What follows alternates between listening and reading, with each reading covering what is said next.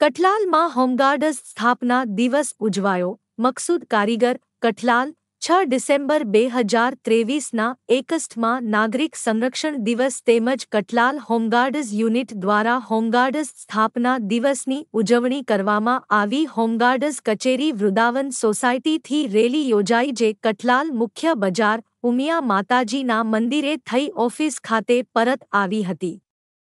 ત્યારબાદ સ્થાપના દિવસ નિમિત્તે કેક કાપી હોમગાર્ડઝ સભ્યો એ નાગરિક સંરક્ષણ અને હોમગાર્ડઝ દિનનું લાઇવ પ્રસારણ નિહાળ્યું હતું.